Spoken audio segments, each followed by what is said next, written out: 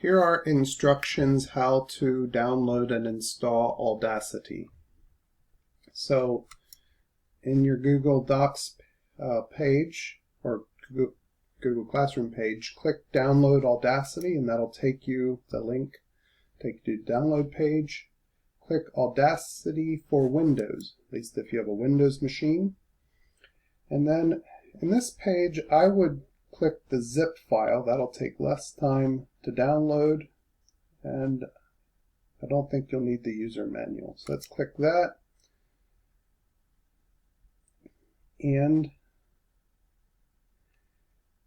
click the Audacity Windows installer.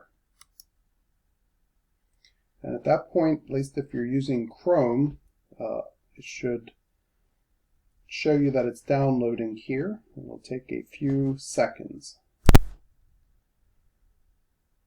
Okay, mine is just about finished downloading, and once it blinks like that, it should be ready to install. So click here, and it will say opening. You'll have to say yes, and you want it in English. Say next. Next.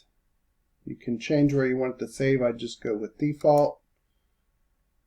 And say, I have it already installed, so you'll say yes. If you don't have it installed, I'm going to say no.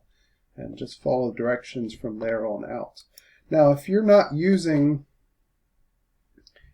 Chrome, maybe you don't get that little box down here, but by default, Windows downloads to the Downloads folder, and you can get at those downloads by going, if you click your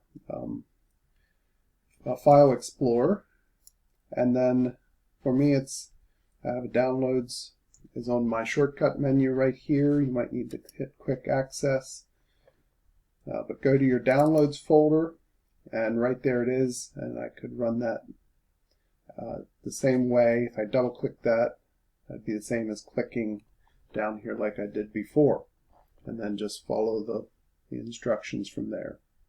So hopefully that helps you.